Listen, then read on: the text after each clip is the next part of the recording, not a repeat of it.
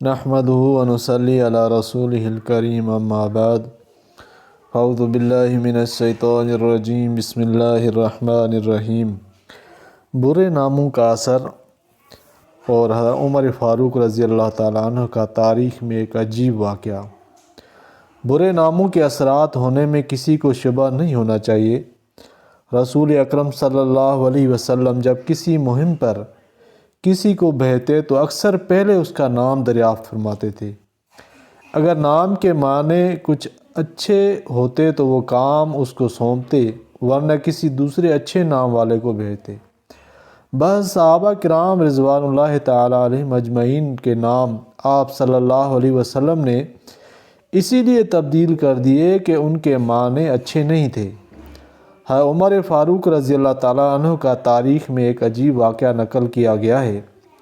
ایک مرتبہ فاروق اعظم رضی اللہ عنہ نے ایک شخص سے اس کا نام پوچھا۔ اس نے کہا، جب نام پوچھا آپ کا نام کیا ہے تو اس نے بتایا کہ جمرہ یعنی چنگاری۔ امیر المومنین نے پوچھا باپ کا نام؟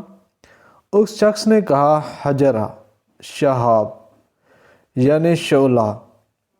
امیر المومنین نے پوچھا کس قبیلے سے ہو؟ اس نے کہا حجرہ ہرہ یعنی گرمی کے قبیلے سے۔ پھر امیر المومنین نے پوچھا ہرہ کے کس مقام میں رہتے ہو؟ اس نے کہا حجرہ ذات اللظا یعنی شعلے والے میں۔ یہ عجیب اتفاق تھا کہ اس شخص کے نام، باپ کے نام، قبیلے کے نام اور گاؤں کے نام سب کا تعلق آگ سے یا گرمی سے تھا۔ حضرت فاروق اعظم رضی اللہ تعالیٰ عنہ نے اس شخص سے فرمایا دوڑو اپنے کنبے کی خبر لو، وہ جل چکے ہیں۔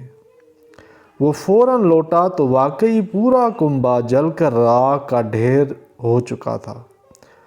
یہ واقعہ بحوالہ تاریخ کے دریچوں سے رحلہ ابن بطوطہ نے اپنی جلد نمبر 2 صفحہ 150 پہ ذکر کیا ہے۔ یہ ایک تاریخی واقعہ ہے جو ابن بطوطہ کے سفر نامے سے نقل کیا گیا ہے۔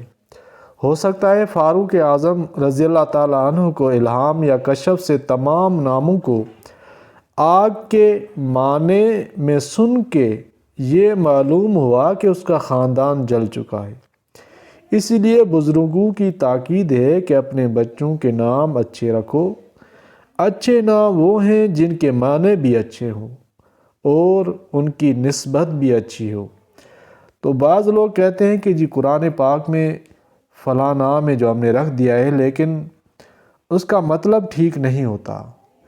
تو مطلب بھی ٹھیک ہونا چاہیے، معنی بھی ٹھیک ہونا چاہیے، کیونکہ قرآن پاک میں تو بہت سارے نام ہیں جو نہیں رکھ سکتا، جیسے فرعون ہے، نمرود ہے، حامان ہے وغیرہ وغیرہ۔ کچھ لوگ تو اس طرح کے نام رکھتے ہیں، جیسے آذان ہو گیا۔ اب یہ آذان تو کوئی نام نہیں، آذان کہتے ہیں پکار کو۔